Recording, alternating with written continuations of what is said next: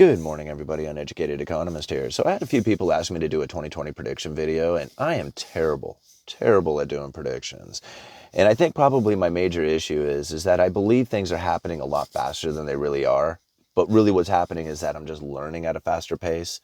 So if I'm picking up like a particular subject and I want to learn more about it, and the more research I do and the more examples that I start finding out there in the economy on it, I start to believe that it's happening faster than it really is, when really this is taking place at the same pace it always has. I'm just learning about it faster. So when it comes to short-term predictions, I'm really bad at it. I don't even try really.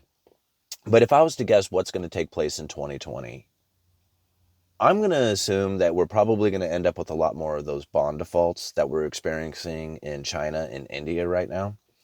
And we did a video on it not too long ago talking about how China has issued out their corporations has issued out a lot of bonds issued in dollars. Okay. And their dollar denominated debt is starting to default. And what I mean by that is that here you got these corporations, and the one that we had done the video on was, I believe, Taiwu, something like that. Anyway, they rank like 120 something as far as their top corporations in China, and these people had issued out bonds in dollars. Well, when they issued out those bonds, from the time they issued them till the time that they are coming due, their currency has weakened. So not only are they having a slowdown in China as far as their economy goes, but now these companies have to come up with ever increasing amounts of their own currency, their local currency, in order to acquire the dollars that they need to pay back those bondholders in the US dollars. And they can't do it. So they're having to go to their bondholders and they're telling them, okay, listen, guys, you're either going to have to take a loss on your bonds, meaning that we're going to pay you less than what the face value is. You're going to have to get pennies on the dollars for it. Or we can roll that over into a new bond, but the interest rates are going to be a lot less and they're going to be rolling out to a farther date. Right? So either way, that's a default on the bonds. Now, as people start to recognize that, they're going to start going, uh-oh, and they're going to start pulling their money out of the bond market, okay, once these defaults really start to kick in. Once that happens and people start pulling their money out of the bonds, it's going to start creating an issue with liquidity coming into the bond market, okay? And now that liquidity, you're already starting to see issues with it happening in India and China right now, where they cannot get the liquidity that they need, the cash, in order to keep their banking system going, basically loaning out the money. Because what's happened is that they have a shadow banking system that's run amok, and shadow banking is pretty much run amok everywhere. Now, during the good times, everything's cool, nobody notices, because the traditional banking system and the shadow banking system are running, just fine. There's plenty of liquidity. The traditional banking system gets their money, their liquidity, their cash from central bank and government. Their combination of efforts, produces the banking system that, we use as far as the traditional banking system goes. Shadow banking system runs very similar, except that it gets its funding through private investors. So once the private investors get a little spooked and they're like, you know what, I don't think I really want to put any more money towards, these investments. I'd rather cash out. The shadow banking system has nowhere to go to in order to acquire the liquidity that they need, the cash, in order to keep that banking system rolling, in order to loan more money out. Once that money is no longer coming in, when they cannot find those private investors to provide the liquidity, the cash that they need, they start pulling that from the real economy. Okay? So now here the traditional banking system, who, at the time everything was fine, all of a sudden has the shadow banking system drawing massive liquidity out of the real economy. Now they have to step up their efforts in order to provide the liquidity, not only for the traditional banking system, but to make up for the shadow banking system as well, or else the shadow banking system will pull the whole economy into collapse. This is very much what we saw happen during the great financial crisis. See, the traditional banking system couldn't see what was going on in the shadow banking system because their model doesn't incorporate the shadow banking system into it. So when the shadow banking system began to collapse and they were drawing mass liquidity out of the market, out of the economy, all the cash coming out of it, then you had the Federal Reserve having to step up efforts. And now they pointed the finger at the subprime mortgages because that was the only thing they had in their model to look at. So they said, here's the problem with it is these subprime mortgages that is drawing the whole economy down. But really, it was the shadow banking system in general creating these subprime mortgages.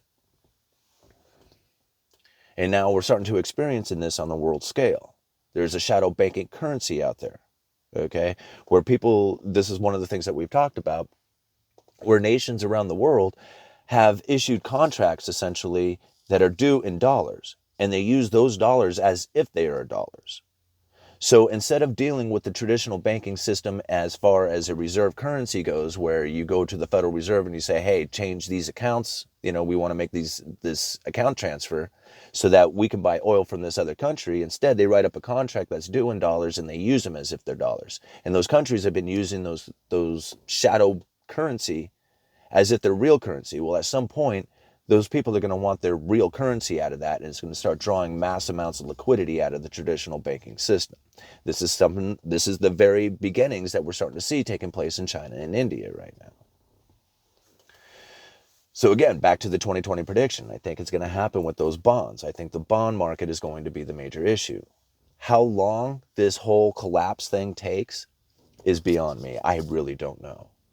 But I do believe that as people start to recognize that there is a bond crisis taking place around the world, they're going to start pulling their wealth out of whatever local currency, real estate, stock market that they have, and they're going to start shoving it over into the United States as the safe haven asset, or at least the perceived safe haven asset.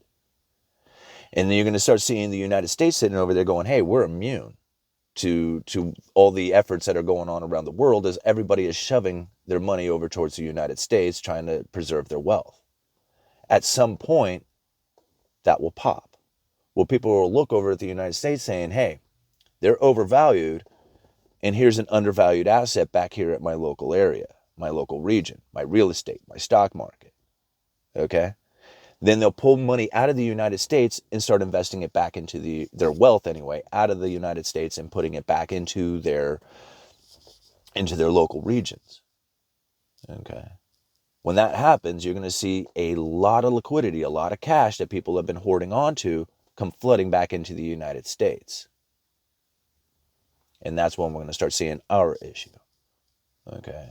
Where we either have hyperinflation, or the Federal Reserve has to raise interest rates so high to deal with the mass liquidity that's coming back to the United States that nobody's going to know how to deal with it.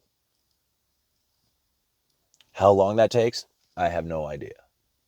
That's why I say in 2020, I just feel that the bonds are going to continue to default. And that's the thing that we should probably keep our eye on. And then keep our eye on the shadow banking system as much as we can to see how much liquidity they're going to be drawing out of the markets. And like I said, I'm going to leave links down in the description for all this stuff too. I got like 3 articles or so that are pretty decent talking about this. So that's my 2020 prediction, is that we're going to have a lot of issues with the corporations defaulting on their bonds. We're going to start seeing a lot more of like what we're seeing in Germany. I got sent an article this morning talking about how Germany has increased their bullion purchases, their gold coins and bars, by like 20%. And it's not like the German government doing this. This is the German people that are doing this. Okay? They recognize what's happening. They see, what's going on with the currencies, and they've experienced currency collapses before. So they're nobody's fool. They're gonna load up on gold and silver. Well, mainly gold. I don't know about silver too, I'm sure. But the precious metals in general, as a way to ride out the currency collapse. Because whatever happens in the banking system, whether it's the shadow banking system or traditional banking system, gold and precious metals are outside of that system. Okay? They're not involved. They stand on their own. And you're starting to see like where, this gold is really beneficial. Central banks around the world are loading up on gold. German people are loading up on gold, and they're not the only ones. There's other nations out there who understand what happens during a currency collapse. Their people know about it. Okay? They've been taught by their parents and their grandparents that you need to be into precious metals if you start to see this banking system start to deteriorate like they're doing now. Here in the United States, we don't recognize it. See, everywhere else in the world, if you go and try and buy gold, it's at its all-time high. Here in the United States, it's not at its all-time high yet. Nobody notices. See, that's a way that you can see. A lot of people ask me, I was like, how can you say that there's a strong dollar? Compare it to gold. Compare any other currency out there to gold, and then compare the United States dollar to gold. And everywhere else, you're going to be buying it at its all-time high, but not here in the United States. That tells you that the dollar is strong. It tells you that gold is rising and the dollar is rising at the same time. Okay? This is very much the milkshake theory, Brent Johnson's milkshake theory taking place. So, anyway, I hope I didn't babble along too much. Uneducated economist. You guys let me know.